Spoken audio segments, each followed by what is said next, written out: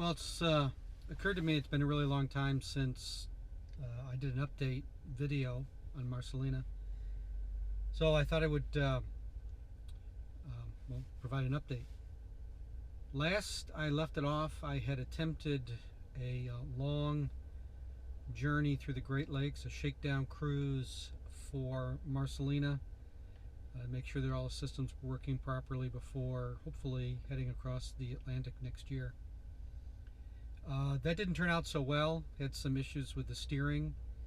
I found a couple of issues. First, which I thought was the problem, was the steering cable or line. I use a synthetic line, was not 100% Vectron like I had hoped, which is a very low stretch.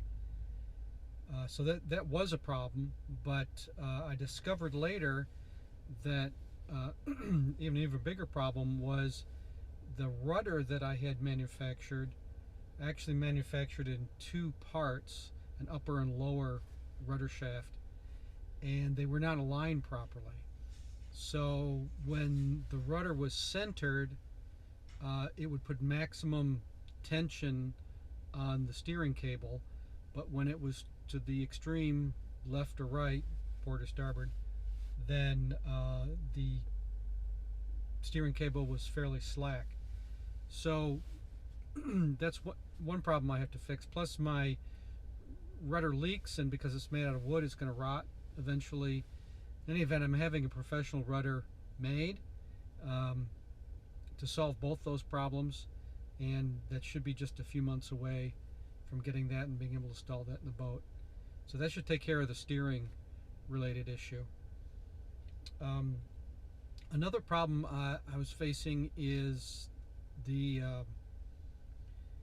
drive shaft vibrates. Anything over about 500 RPM, I get a pretty bad vibration in the system, and of course that's a problem because it's wearing things out and it's noisy and uncomfortable. So I found this place down on shore of Long Island Sound in Connecticut. In fact, I'm in my car returning from that visit right now, and they're prop specialists, prop and shaft specialists. So I took the shaft and the prop down there, and they measured it, and first thing they said was, "Oh, you're about 20 thousandths out in the middle of the shaft." So what I'm going to do, I didn't bring the coupling with me. What they said was send us the coupling. They'll hold on to the shaft.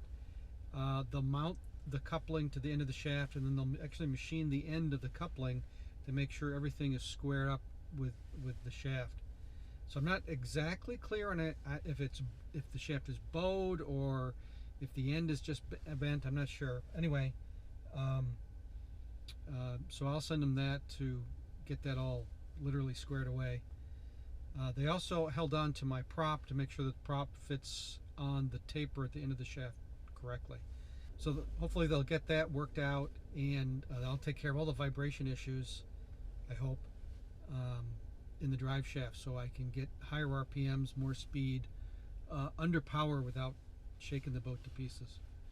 So that'll be good. Another issue I'm having is the batteries. Same issue I had before, and I really traced it back to cold weather, and it really didn't get all that cold. It got down to like the 50s, maybe 50 degrees about a month ago, actually just over a month ago, and the battery wouldn't turn on, and I haven't been able to turn it on since.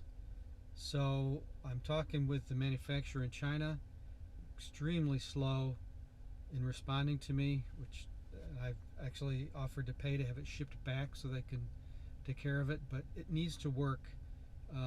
It's supposed to. The specs say it should actually be able to run down to like -4 Fahrenheit.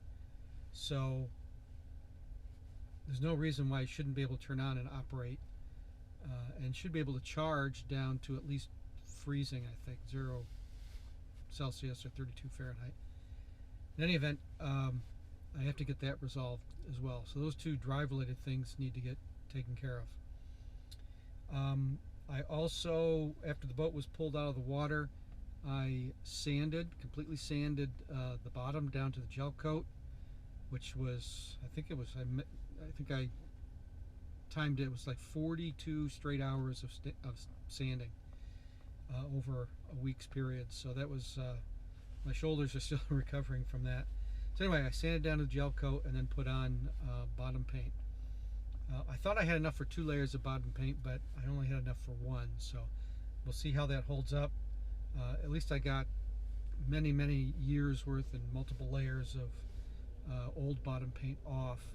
So when I do it next time, it'll be a lot easier. So I have only to do under the support pads that are keeping it on the cradle at the moment, but I'll do that over the next few weeks. I can take my time with that. The boat's going to be inside the storage shed, so that'll help out with that as well. As far as actual sailing, I did manage to get back a little bit, a shorter trip to the west.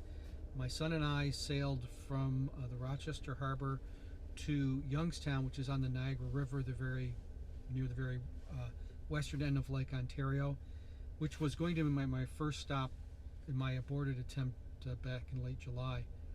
So we did make it there successfully. I did manage to get my crew, my son this time, seasick. It was fairly rough, although the waves were pretty good. We bounced around a bit, but we did have the wind more or less behind us, so it wasn't pounding to windward the way the previous voyage was, and the steering held up fine, so that was good. The only interesting thing that happened was the late at night,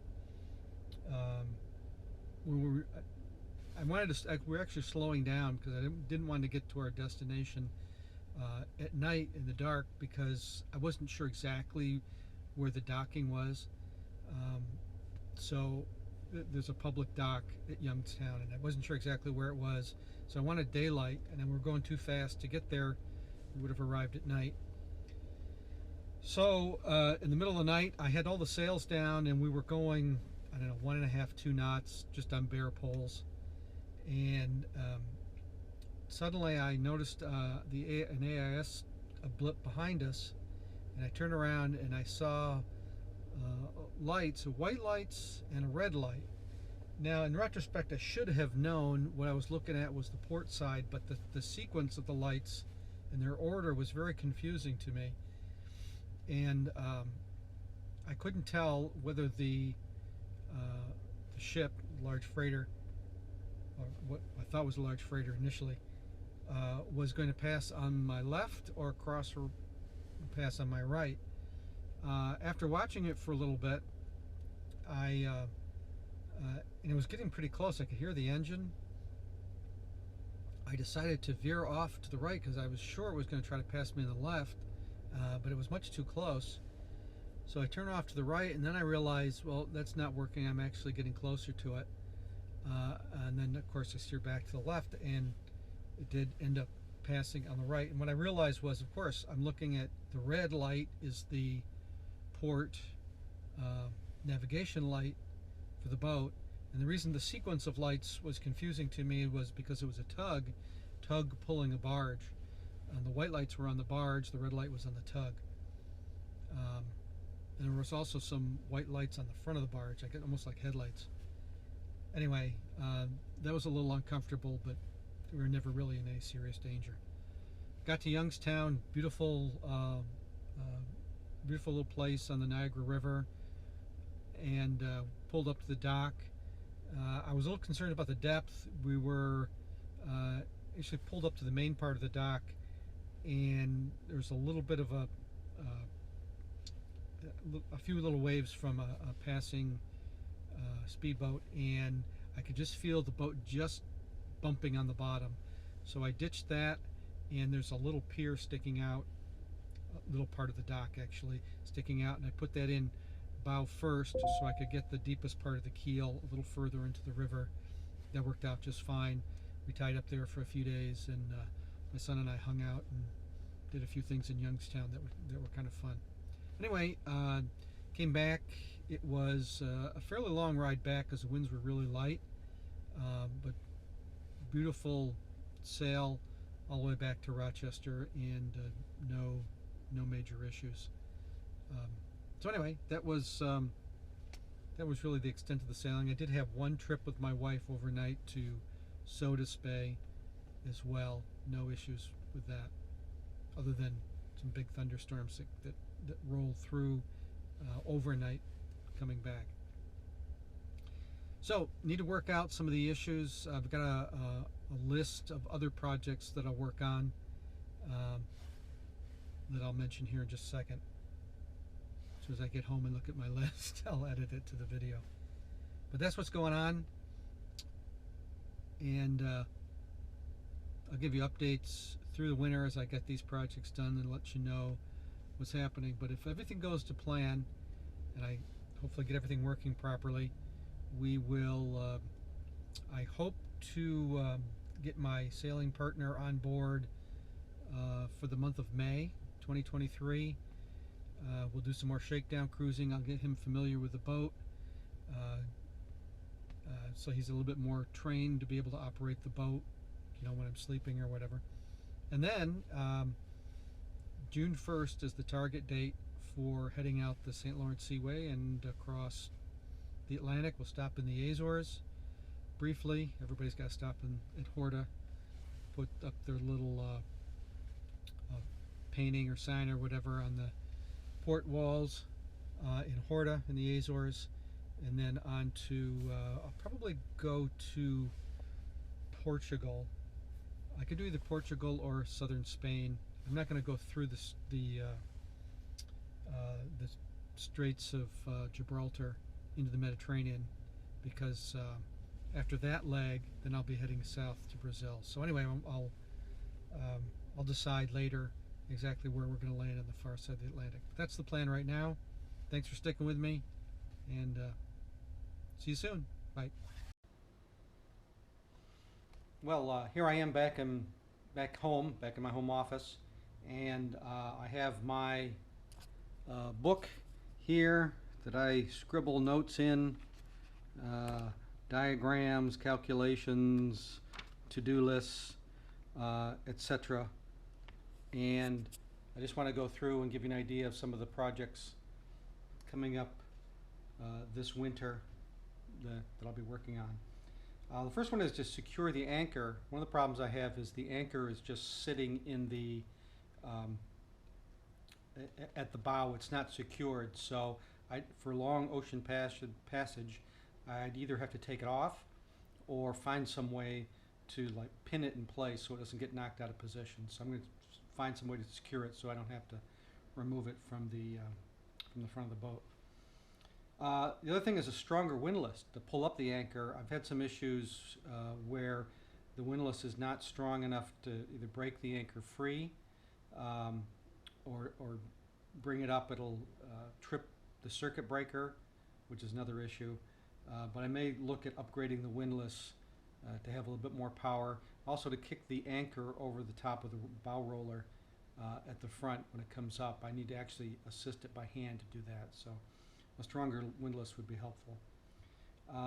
One thing that I noticed on my trip back from Youngstown with my son, I had noticed this before as well, but I had put conduit inside the main mast to run all the wires, and the idea was to keep the wires from slapping the inside of the mast when you're tilting it, rolling it at anchor.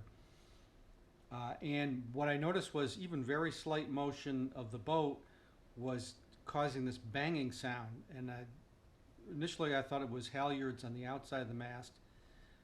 It's not. I'm pretty sure it's actually the conduit is not fully secured at the top, and any slight motion that's pulling away from the mast and banging back against it. And once you notice it, it drives you crazy. So I need to secure that inside the mast. I had, like I said, the drive shaft I'm having taken care of to get rid of that vibration. I'm having a new rudder made to resolve the issue with the alignment. The top and bottom rudder posts are not aligned properly, and that causes some issues at the quadrant that I talked about. I got to complete the rewiring of the refrigerator. Actually, the gauge of the wire is too small, and there's a voltage drop which causes the refrigerator to kick off. I replaced the wire for part of the section, and that helps, but it hasn't completely resolved the problem. So I need heavier gauge wire for the entire fridge run. Well, the other thing I need to do is I temporarily put a VHF antenna on the push pit rail around the cockpit because I couldn't get a signal from the antenna at the top of the mast. So I think there's an issue. I think actually the coax cable that goes up the mast is tied in a knot before it exits out the top. That creates a problem. I won't go into technical details of why, but basically the knot is keeping the signal from getting to the, I know it sounds strange, but I think that might be an issue with getting the signal to the top. So I'm going to run new coax up through there and try to sort that issue out. I can get a signal with the antenna on the push pit, but it's almost, it's at deck level of the boat, so the signal doesn't propagate very far. Putting it at the top of the mast, I'll be able to get AIS signals and radio reception and transmission at a much, much greater distance, which will be important. The wind turbine and the Starlink satellite dish actually slightly interfere with each other, so I need to make a modification there to separate those a little bit more so that the wind turbine blades don't nick my Starlink satellite dish. Oh, and the platform itself, which used to hold the radar that holds the wind turbine and the Starlink satellite dish, is not as secured as well as I would like it to be secured. It didn't fit back and in the exact position, and so anyway, I don't have the same number of screws holding it in place. So I need to pull that off, rethink about that, and make sure that it's completely secured in position, because both the Starlink and the wind turbine have a lot more windage and mass, for that matter, than the radar did before. So it needs to be very secure up there, especially when it's really blowing or the boat's pitching quite a bit. I've got I took the bimini off the boat, and the two solar panels that were on top of the bimini, and I've got Quantum Sails is going to be securing with Velcro and a more elegant way of securing those to the top of the bimini than I had. And lastly, the Dodger, actually some slight modifications to the Dodger for the lines that have been run from the mast, the main mast, back to the cockpit. Just a couple of little extra, moving some notches at the bottom of the Dodger to let those lines pass through. So anyway, those are my my winter to-do list. Oh, and another thing I didn't have on here, I have to put the hydrovane on the back of the boat. So hopefully the boat's not packed too tightly in the storage. I saw it in the storage shed yesterday, but they hadn't packed the boats in around it, so hopefully I'll have room to actually put the hydrovane on the back of the boat while it's still in storage, and I won't have to wait until the spring to do that. That's it.